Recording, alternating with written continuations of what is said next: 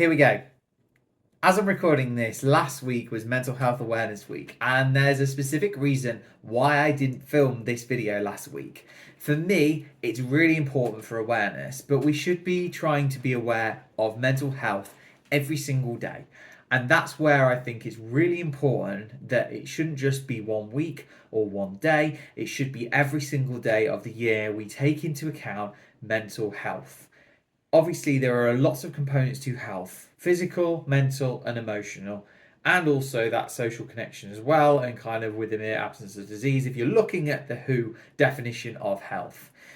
We're going to focus on mental health in this video, and it's a little bit conversational. I have my notebook because there are 5 points that I want to make to try and promote the best mental health possible. Ultimately, mental health is something that every single person has. Every single person will fluctuate their mental health depending on different things that happen to them. No one is immune to changes in their mental health. Ultimately, it's something that affects everyone. To try and promote healthy mental health, that is the important thing which we look to try and do on a day-to-day basis. And there are ways in which we ourselves can help with that mental health, and also as well how companies can help with that mental health. Ultimately, and this is what I find fascinating, there is this obviously work-life balance which gets thrown around, but actually work is part of life. So how can we balance that life? Ultimately, work needs to be able to help with that by fostering a great environment. So let's start with the 5 points that I've got that I want to talk about today. Number one, then, with companies generally, we can't make mental health a tick box exercise. Just because a company has an EAP program doesn't necessarily mean that it's actually completing a good mental health kind of promotion of culture. That's just something that isn't the case. Just because you have a service that you can refer into doesn't make it a very positive mental health culture. There are a lot of components to it, especially with promotion of good mental health in the workplace. It is a genuine, consistent effort of all people in the workplace. This cannot be just a one man band or one woman band.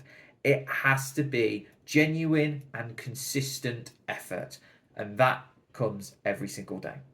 That's a really important one for me, and I think that a lot of people can help with that, which kind of goes on to point number two for me, which is about creating the right environment where mental health can positively thrive. Regular check-ins is something that I would advocate very strongly, especially any managers. As part of one-to-ones, ask a "how are you" question.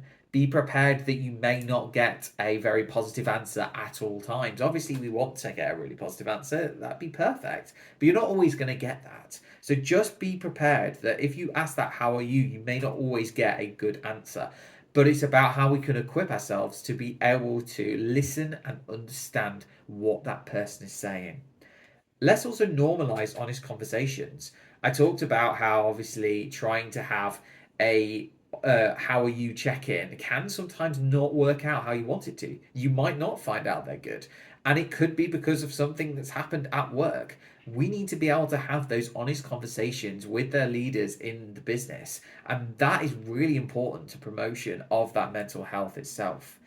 The other thing I think that we can do is promote good balance at work itself. So, again, where possible, can we look to give regular breaks, for example? Can we look to promote finishing, if possible, at the right time in the day?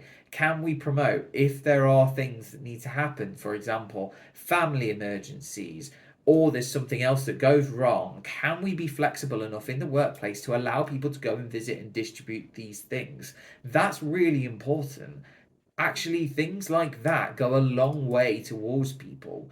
If you are flexible enough to go, you know what, on this occasion, yeah, let's go and do whatever you need to do, and we can reallocate the workload and we can talk about that later. That goes a long way to a person. And it's building up that relationship so that actually they can have more honest conversations with you as a result, because they were like, I trust you. You allowed me to go and do this. And that was really helpful for me. So actually, I feel like I can trust you with how I'm feeling more.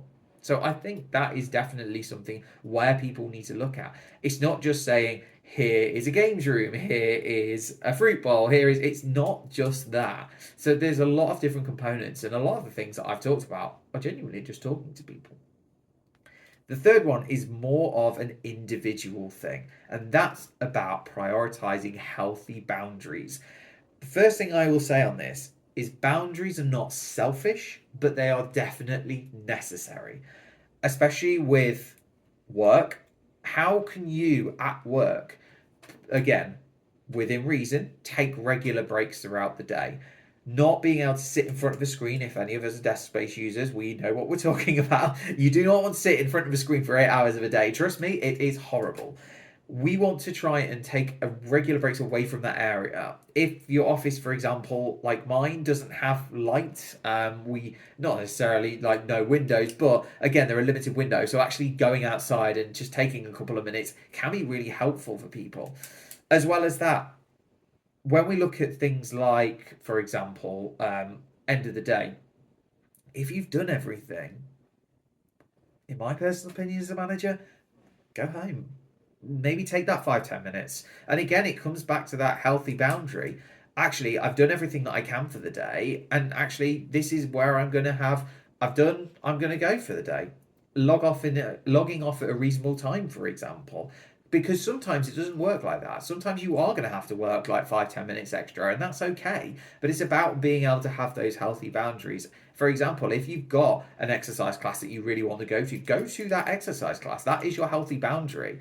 Especially the other thing that I think people can do in the work environment, and again, these all link in together, is not have back to back meetings. I think this is just a win, a really easy win to promote mental health and have healthy boundaries. And especially with the virtual world that we live in, more so these days, I think that's a really big thing for people. If they could just have 5 minutes between meetings, I think that's brilliant. I think that's a lot better than be having back to back. Okay, I'm ending this call. I'm going on this call. It is really helpful. And from, I guess, my perspective, if you finish at 5, let's say I sent an email at 5 minutes past 5, I don't expect you to read it or email it or action it. I think that's where those healthy boundaries come into place. Make sure they are in place for you, and make sure we look to try and use things like exercise and physical activity and those type of healthy boundaries to start breaking the poor habits and creating a positive mental health environment. Number 4 is education, education, education. I cannot stress enough the importance of education within companies, but also ourselves as well. I'm not just limiting this to companies for this one. And the reason why is we need to be aware of how to create positive things for our mental health. That comes through regular exercise. That comes through making sure we eat good, nutritious mix up. We eat a balanced nutritional style of food. That is really important, especially when we look at this, the alcohol that we drink, how are we sleeping, how are we managing that stress, and that comes with all those 4 things. There are a number of other things that obviously will stress us out, but how can we educate ourselves to make sure that we are taking the most proactive steps to try and help our mental health? As well as this, I think if I remember reading correctly, they have started this as a mandatory education in schools, which I think is phenomenal. The other thing I think as well is that at work, education should be had for newer managers, especially newer managers, and even established managers. I think that's really important to actually how can we have really positive and influential conversations with our staff regarding this. And education could even be as simple as if something happens at work to one of your employees, how can I positively signpost them to ensure that they get the support that they need? That is a really key thing for me.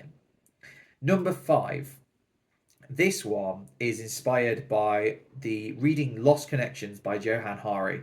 And that was about strengthening connections and how lots of different people start to build connections in that book and how that can really help support their mental health.